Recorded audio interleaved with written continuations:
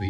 Alors, en fait, j'ai de nouveau mon montage spécial parce que cette fois-ci, j'avais une séance d'information pour une chirurgie qui m'attend bientôt. Et pour une raison mystérieuse, j'ai pensé qu'elle serait beaucoup plus courte que ce qu'elle a été. Et du coup, j'ai pas eu le temps de repasser chez moi prendre ma caméra. Je soupçonne fortement une certaine réticence à vivre l'opération en question, d'avoir influencé ma perception du temps. C'était très long, il y avait beaucoup de détails. Des détails que je suis ravi d'avoir entendus. Donc, le pardon. Le pardon, c'est de nouveau un de ces sujets qui ne vient pas, alors certainement pas du MBSR, qui ne vient pas vraiment complètement de l'autre source qui est la tradition bouddhiste non plus. En fait, c'est un sujet qui est développé dans une sous-littérature bouddhiste. J'ai l'impression que ça a rencontré des mouvements psychothérapeutiques qui sont présents parmi les enseignants de méditation, et que ces petits éléments de philosophie bouddhiste avec leurs éléments de psychothérapie et la conviction que le sujet du pardon était un sujet important ont conduit à ce que ces pratiques autour du pardon, du développement du pardon dans une forme méditative se développent. Donc, un certain nombre d'enseignants en parlent, et je trouve que c'est un sujet intéressant, et j'espère que vous penserez comme moi. Il y a une histoire qui m'a beaucoup marqué et dont j'ai déjà parlé plusieurs fois par rapport à la force, à l'impact du pardon. C'est ce qui s'est passé dans cette communauté Amish aux États-Unis, où le livreur de lait, je crois, de la région qui n'était pas Amish, a perdu la tête. Enfin, il était peut-être en train de la perdre petit à petit depuis longtemps, et est entré dans une école pour petites filles amish et en a tué un certain nombre, pris en otage d'autres. Il s'est suicidé ensuite. Et en fait, alors d'une part, c'était abominable pour la communauté, mais c'était aussi très dur pour les parents et la famille. Il avait des enfants, le tueur. Et le jour du crime, sa famille s'est dit, mais c'est pas possible, on pourra plus jamais regarder nos voisins amish en face, parce que toute la communauté autour d'eux, il y a une minorité non amish, mais c'est essentiellement des gens amish. Et alors qu'ils étaient en train de se dire ça, ils voient un groupe d'hommes de la communauté amish qui marchent d'un pas décidé vers leur porte. Et puis ils savent pas trop à quoi s'attendre. Et en fait, les hommes se présentent, ils disent que ils transmettent toutes leurs condoléances, qu'ils seront là pour l'enterrement, que s'il y a quoi que ce soit, vous pouvez compter sur nous. Ils ont dans les jours qui suivent, ils ont déposé plein de petits billets devant la porte, ils ont préparé des cookies, ils ont soutenu financièrement, ils ont fait une cagnotte pour l'enterrement et pour soutenir la famille qui perdait aussi la source de revenus du salaire du père. Et dès le lendemain, ils ont déclaré publiquement qu'ils pardonnaient à l'assassin et à sa famille. Et en fait, ça s'est pas arrêté là en termes de conséquences. Ils ont dit aussi qu'ils prieraient évidemment pour lui et pour sa famille, parce que ça a beaucoup rapproché la famille du tueur et la communauté notamment des victimes et des familles de victimes. Donc, une fois par semaine, depuis des années, la mère du tueur vient aider une enfant qui est gravement handicapée depuis ce jour-là. Et elle est accueillie, elle fait partie de la famille comme si elle était un membre de la famille, en fait. Et elle a des liens avec plusieurs des familles victimes, qui sont très forts et qui sont des liens d'amitié, de soutien mutuel. Donc, en fait, sur la base de cette action de pardon, et de cette déclaration de pardon, cette déclaration publique, il y a énormément de conséquences qui sont magnifiques, en fait. La réparation du dommage émotionnel pour un certain nombre de personnes, des liens d'amitié extrêmement forts entre la famille de la victime, les familles des victimes et la famille de l'assassin. Tout ça parce qu'ils ont pris une décision qui évidemment est liée à leur religion et dont on se doute bien que c'était une décision éthique. C'était pas une affirmation de où ils en étaient émotionnellement le lendemain de ce qui s'était passé. Donc, ça veut pas dire qu'il y avait pas énormément de colère, de rancune, peut-être même qui pouvait en vouloir à la famille entière. Ça veut pas dire que les émotions n'étaient pas là, ça veut dire qu'ils ont pris la décision, qui est une décision éthique, de dire on décide qu'on pardonne, parce qu'on veut pas que notre communauté aille dans la direction de la revanche, de la haine, de la rancune. Ça nous intéresse pas. Donc, on verra bien ce que nos émotions vont faire, mais on prend cette direction-là, on prend cette direction du pardon. Alors, ce que cette histoire nous apprend, c'est que il y a probablement deux éléments dans le pardon.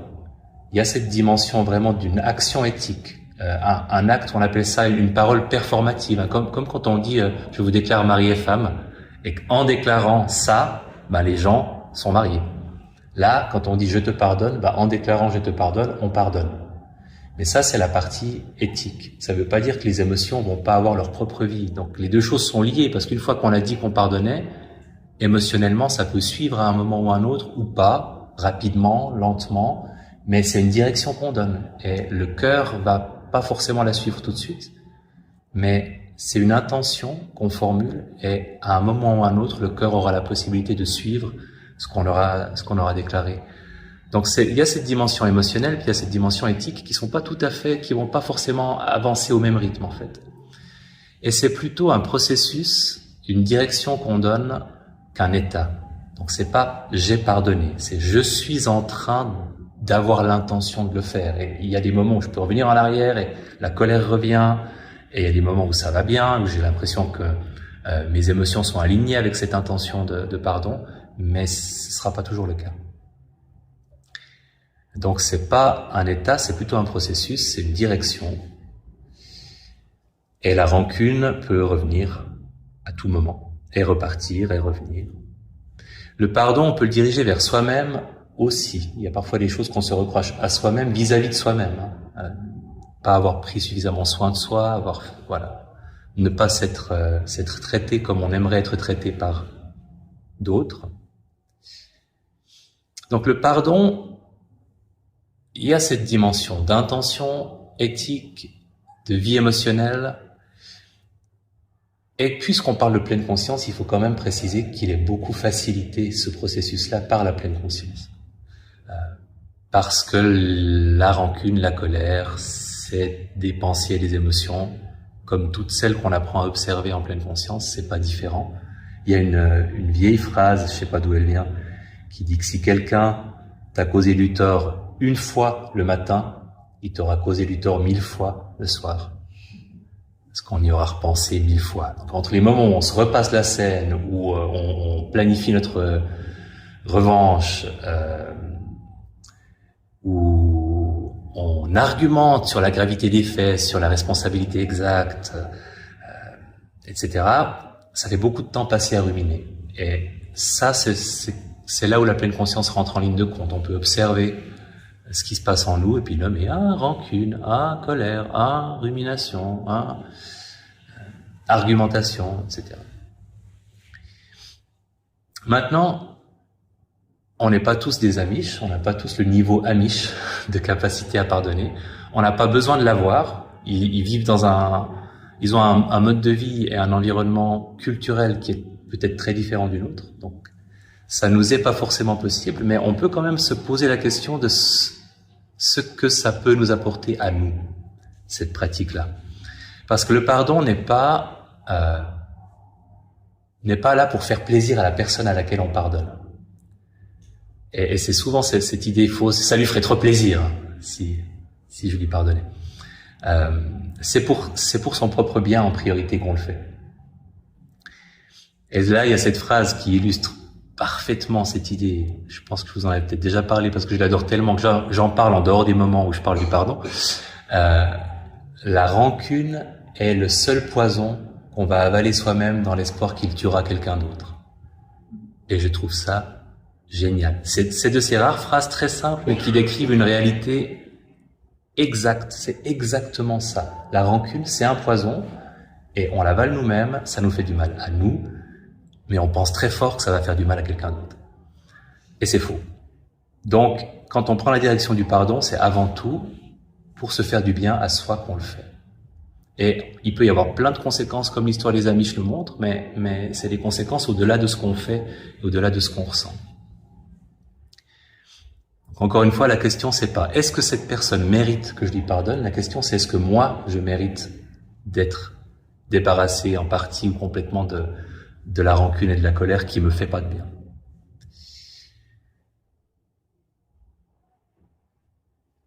Ça n'implique pas de changer de relation avec qui que ce soit autrement qu'intérieurement. Et ça aussi, c'est important. Parce que c'est deux choses différentes. On n'est pas obligé, quand on pardonne, de dire à la personne qu'on pardonne qu'on lui pardonne. On n'est pas obligé de se réconcilier publiquement, on n'est pas obligé de l'inviter à la maison pour le thé, de lui cuire des cookies sans rien mettre dans les cookies. Ça ne nous engage qu'à nous faire du bien à nous, en fait. On peut très bien même continuer à se déclarer très en colère tant que on cherche à se soulager soi-même de l'impact que cette colère a sur nous. Une autre distinction importante, c'est que ça n'implique pas, et elle est super importante, ça n'implique pas de pardonner les actions, mais de changer la relation aux auteurs des actions. Et c'est aussi important parce qu'en fait, il y a des actions qui peuvent être impardonnables et elles peuvent rester impardonnables. Mais notre relation, on l'a avec des personnes, pas avec des actions. Et c'est sur la relation qu'on travaille. Donc on peut très bien continuer, parce que c'est peut-être vrai, à penser que les actions ou l'action était impardonnable. Mais c'est avec la personne qu'on va entrer en relation dans un processus de pardon.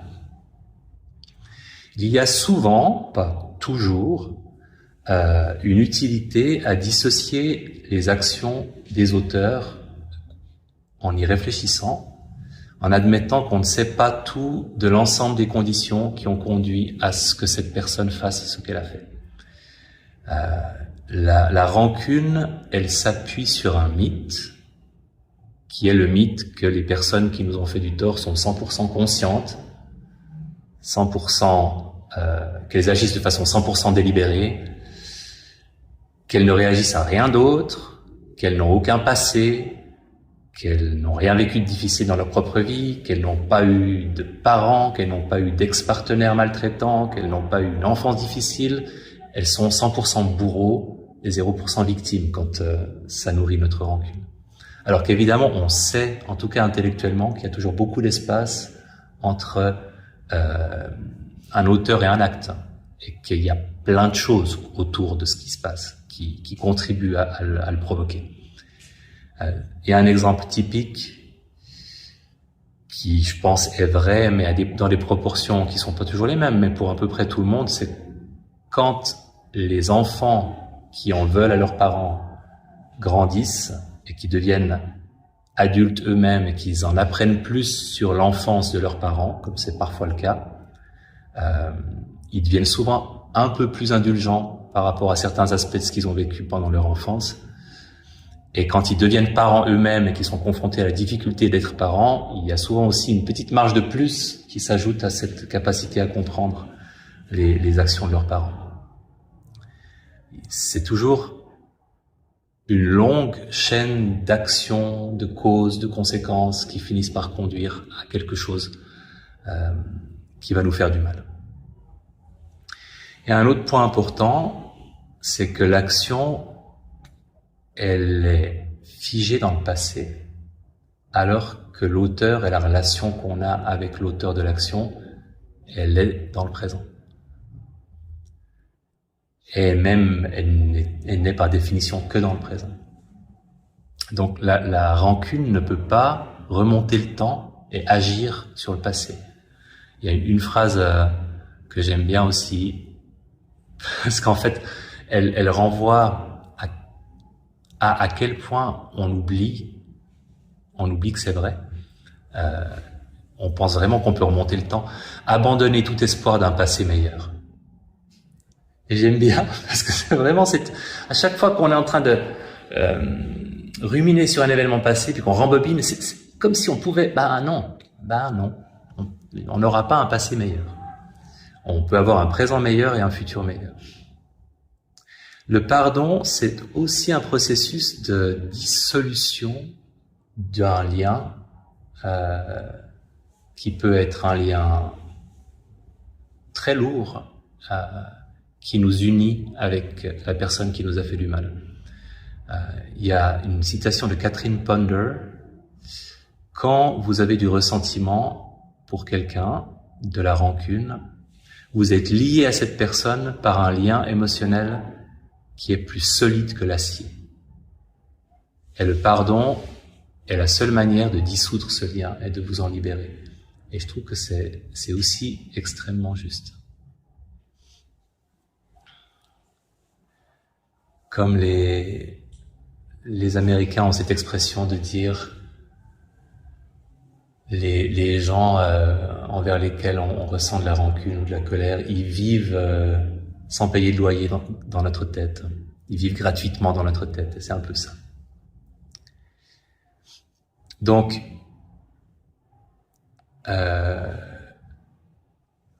une autre illusion, c'est de penser que pardonner implique de relativiser la gravité des actions commises, ce qui est un autre gros obstacle. De nouveau, cette distinction entre les actions qui peuvent rester impardonnables et les auteurs. Mais on a parfois cette idée que tant que la rancune est présente en nous, il y a des chances que la personne visée par notre rancune puisse continuer à se sentir coupable.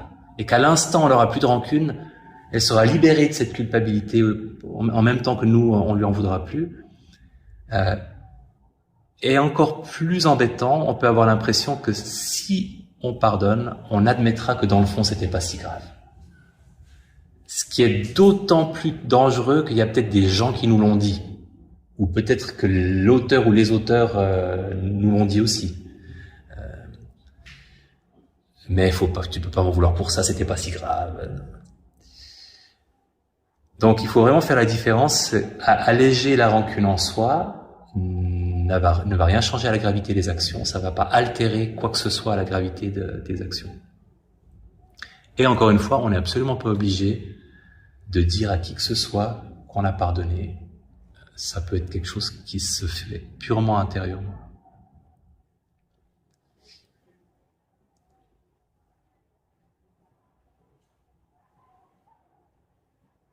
Et il y a un truc que j'ai remarqué dans ma propre existence, et je ne sais pas si vous aurez aussi remarqué que c'est vrai dans la vôtre, qui renvoie peut-être à la réalité de ce que le pardon est une affaire surtout intérieure et de comment on se sent intérieurement.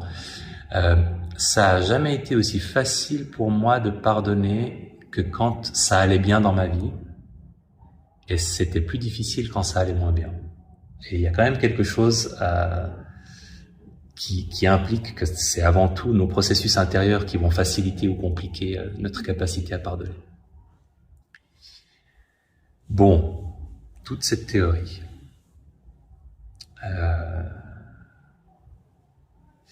Peut-être juste avant de passer à la pratique, la bienveillance peut parfois aussi favoriser, la méditation de bienveillance peut favoriser un cheminement de pardon. Je parle souvent d'une personne qui était une personne difficile pour moi, donc forcément j'avais des trucs à lui reprocher. Et je l'ai prise en méditation de bienveillance comme personne difficile pendant un certain temps. Et après un moment, je pense plusieurs mois, j'ai eu envie de la mettre comme personne neutre, même si on n'est pas censé faire ça avec une personne difficile. Donc, je l'ai changée de place, je l'ai mise à la place de cette personne neutre. Et encore un peu plus tard, je l'ai déplacée dans l'ordre des personnes, là où il y a la personne proche à laquelle il est facile de souhaiter du bien. Et tout à coup, je me dis, mais en fait, oui, elle va là, cette personne. Elle a sa place à la place de la personne à laquelle il est facile de souhaiter quelque chose de bon. Et finalement, j'ai senti que je pardonnais petit à petit, juste en souhaitant du bien régulièrement à une personne qui, à la base, était vraiment une personne compliquée pour moi. Et au fur et à mesure que ce muscle, ce sillon de lui souhaiter du bien devenait plus facile pour moi, la nature de ma relation avec elle changeait aussi, en fait. Et je ne l'ai jamais dit à cette personne. Simplement, notre relation a changé presque naturellement par voie de conséquence. Donc, il y a plein de façons d'aborder ça, mais d'une manière générale, ça vaut le coup de se poser la question de si on veut le faire, comment on peut le faire, parce que ça peut nous faire beaucoup de bien. Et encore une fois, c'est en fait une démarche extrêmement égoïste, dans le bon sens du terme. On le fait pas pour les autres, on le fait vraiment pour soi. Dans les approches que j'ai découvertes venant d'enseignants de méditation, ils procèdent souvent avec 3 étapes. Donc d'abord, je pense que c'est assez malin, c'est pour nous mettre en condition peut-être. D'abord, on demande pardon pour quelque chose à quelqu'un, intérieurement. On se met dans cette position-là, nous, la position d'être pardonné. Ensuite, on se pardonne à soi-même pour le tort qu'on a pu causer à soi-même. Et ensuite seulement, on pardonne à quelqu'un d'extérieur à nous. Et je pense que c'est pas mal comme façon de s'approcher petit à petit de l'idée de pardonner. Alors, avant qu'on pratique, ce sera pas une pratique très longue, c'est plus de l'ordre de la réflexion guidée que de la méditation, hein, comme un peu pour le contentement, c'est pas 100% méditatif, c'est aussi, c'est un exercice de contemplation, on pourrait dire, ou de réflexion guidée. C'est important, surtout ce soir, je veux pas devoir sortir l'extincteur. Ne choisissez qu'une personne avec qui vous pensez que c'est possible. Prenez pas quelqu'un qui vous aurait fait vraiment beaucoup de mal, à part si vous vous en sentez l'inspiration, mais soyez gentil avec vous-même. Prenez pas quelque chose de trop compliqué. Et puis, la même chose pour la bienveillance. Et par rapport à l'histoire que j'avais racontée des Amish, on peut prendre la direction du pardon et nos émotions peuvent ne pas du tout suivre. Mais c'est aussi vrai même justement pour la bienveillance. Parfois on souhaite du bien à quelqu'un puis en fait on sent rien. Donc on est juste en train de lui souhaiter du bien, on a posé une intention, on a donné une direction, mais le cœur suit pas. Et c'est pas grave s'il suit pas. Là on fait vraiment l'exercice de poser une intention et de voir ce qui se passe. Comme on l'a fait sur d'autres sujets les dernières semaines. Donc, question? On essaye. Position confortable.